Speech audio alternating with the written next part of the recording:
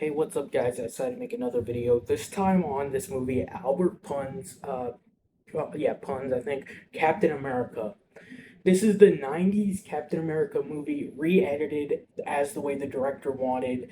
I just saw this on, like, Facebook. Someone was talking about it, and I was like, okay, I really want to see this, because I never saw the movie in the first place. And it comes with this absolutely beautiful slipcover. So, first off, just before I even get into it, if you want this, go to I think it's Yippee Ki Mr. Video or just search Albert Prohn's Captain America. There's only about like 400 left. This is only a print of 700 minus 587 here. I would have ordered this sooner. It came with art cards if you pre-ordered it, but I did not know it existed. But anyway, I watched this movie and I absolutely loved it. I don't know how bad the original movie is because I've always heard that. I know, like, I knew there was a Captain America movie. I just had no interest in watching it. But this film was really good and I really enjoyed it. I just think like it was really good. It has a lot of similarities to the MCU, I think, in some ways, especially the first Captain America movie, which is my favorite Captain America movie.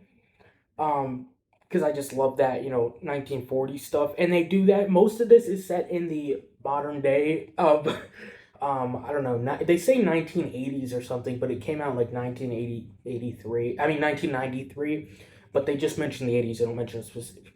Wait, yes, they do. It's like 48 years since 1945, and I'm not doing the math because I'm stupid, but yeah. Anyway, so basically, it's like what you expect. Captain America wakes up in ice after stopping a nuke from hitting the White House. Not a nuke, a bomb, whatever, by the Red Skull. And I think that the way that they do it is super interesting. I think that they do things actually somewhat better than they do in the MCU, especially with Sharon Carter. I think that she was absolutely wasted, and which is fair. I don't mind it because I did like him and Peggy way better, so that was absolutely better. But they just kind of made Sharon like worthless. But in this movie, it's like that. Like he wakes up, he finds out like all this stuff has happened. But in this movie, the Red Skull has been alive this entire time, like orchestrating things from the shadows. So he like it's this whole interesting thing. It has to do with the president. I don't want to get too much into spoilers. That's basically literally like the over beginning type thing, and then I'll get into spoilers because I really just want to talk about this movie in general. But yeah, just like I said, first off, recommended. It is like $50 with shipping. It is expensive, but if you're a fan of like Marvel superheroes and you've never seen this, I don't think you can find it anywhere else. Even like online digitally, I don't think anyone's uploaded it, but it's very good. It has extra 14 minutes of footage. It it's good. It's good. It's not like as clear a picture, but it's still clear. Like just has those how like old TV things had marks that would appear on them on the film. It's like that. But it's nothing like that takes away from the film. It's just I'm just saying that so so everyone knows what they're getting. It's not a complete like full, you know, like modern day Blu-ray, but it's worth it. Either way, it's worth it. And so that's it for the non-spoiler review. Get it if you're interested. Last time I checked, there was like 411 left or something like that. So interested, check it out. But so getting into spoilers with this movie, I really Red Skull's my favorite Captain America villain. I have like a few like for most of villains, heroes. I mean, I have like a favorite villain. Batman, Joker, Spider-Man, Green Goblin, stuff like that. And I've always liked Red Skull, and I think that Red Skull was criminally underused in the MCU and kind of like not ruined. Like that first movie, he's a good villain, but in this, it's lower budget, but it's really well done. The only part is in the 40s is they eventually they show how he became Captain America and how he got frozen in ice, but it's told throughout the movie from both perspectives of how the guy became Red Skull and how he became Captain America. And in this movie, he only became Captain America for one mission, basically, which was to stop the Red Skull, who already existed, from setting up launching this bomb, and they didn't know where it was launching. So he goes in there and he gets like strapped to the bomb, and he manages to avert the course. But in doing so, he also cuts off Red Skull's arm. So then he gets stuck in the ice, whatever, and he wakes up not by the government. Some I don't know, like it's in Alaska in this movie, and he wakes up and he's like immediately they find out that Red Skull finds out that he exists, that he's back because one of the guys that found him took a picture, and it's a picture of Captain America. And the president is trying to figure out who he is because when he was a child, he saw Captain America avert the bomb from the White House, and nobody else, knew who he was because he only did this one mission. So it wasn't like he was well known. It was very secretive, and that's why he's like completely forgotten. And I think that one of my favorite parts of Captain America is the whole out of time aspect, and this movie I think does it really well. Um, with like what he left behind, what he doesn't have anymore. His mom, all like his family, things like that, and he lost the love of his life. Uh, Bernie. I don't know exactly like what the like. I feel like I heard them say Carter, but I'm not sure. But anyway, so let me actually set this down. I don't know why I'm holding it the whole time, but um, yeah. So it's like that, and then the Red Skull's daughter, and they keep showing you like flashbacks, uh, throughout the movie. It starts off with like the first flashback is how he was like. Well, the movie starts off with showing like in 1940 how the president, as a child, was in Washington D.C. and he saw, this bomb fly towards the White House, but Captain America like he's like strapped to it and he like kicks it, and it goes like above it.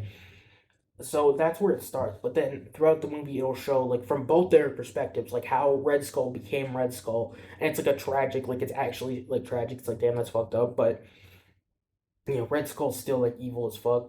And at that point, you're just kind of like, and also, I think the design for Red Skull, especially for a low budget movie, is good.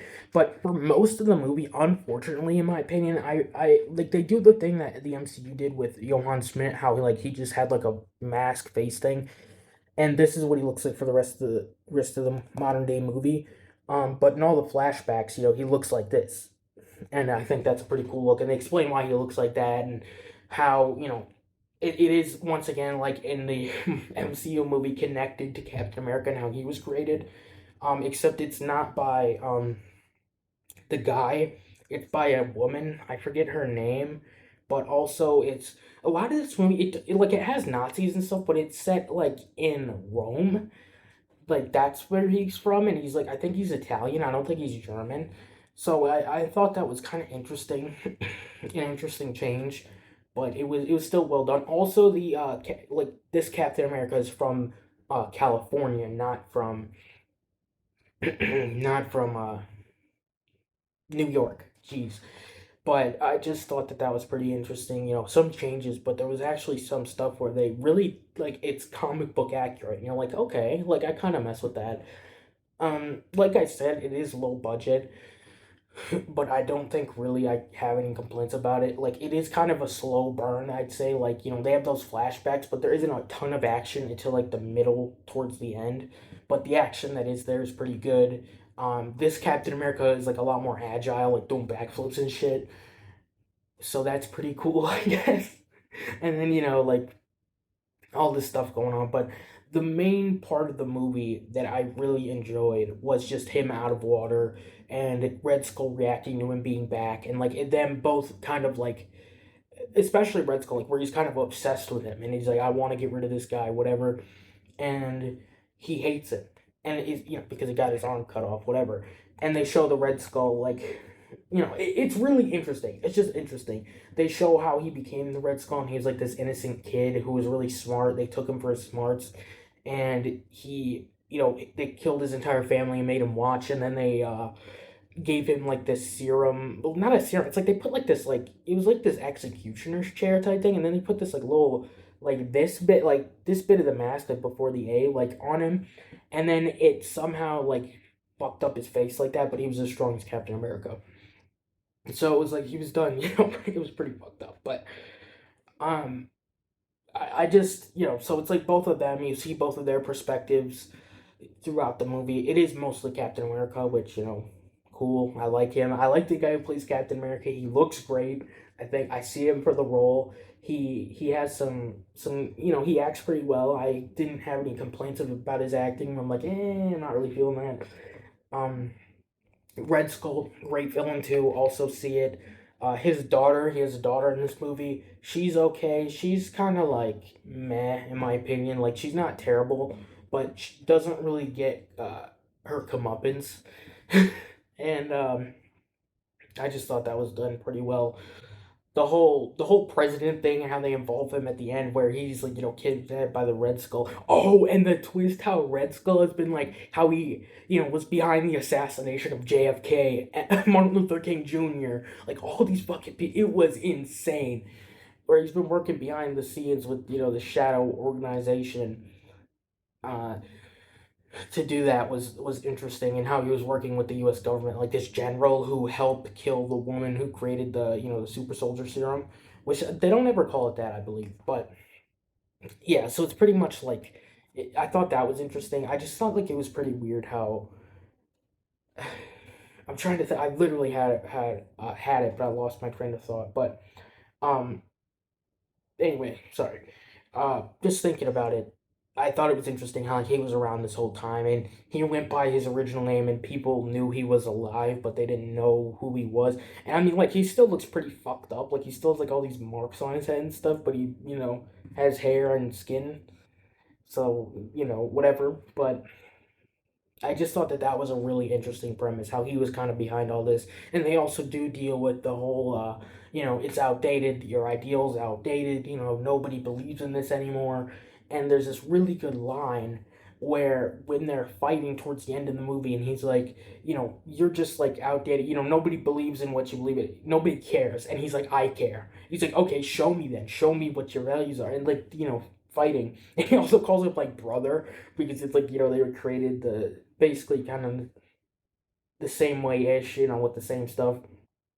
But I thought that that was pretty cool. There was a like around there was another banger line, but I can't remember it and I don't want to butcher it. But um yeah, and then they did the romance with Steve and what the fuck, what is her name, Bernice's daughter, because she gets married. So that was pretty interesting, and I thought that once again it was done well. Um, and Bernice ends up getting killed by Rezgul's daughter, and that's why I was kind of like annoyed at the end when she doesn't get her like get what she's. I mean, she gets arrested, I guess, but I thought like that Sharon was gonna kill her, but that's not what happened, and whatever. But I just thought that this was really well done.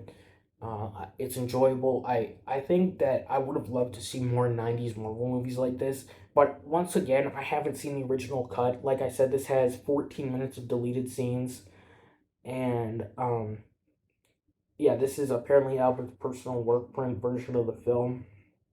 That's what it says. So I don't know exactly how much of this is like unseen or whatever, but it's an edit, officially done, and I just think it's very good.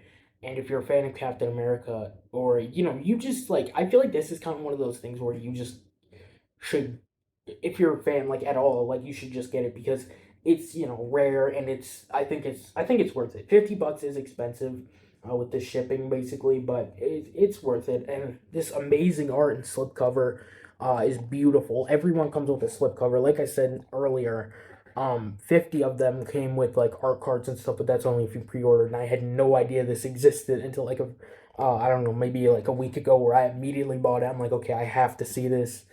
Like I said, think it's worth it. If you've seen it, like at least the original movie, let me know what you think. Is there like I'd like to know the differences specifically, but the original movie's like expensive now.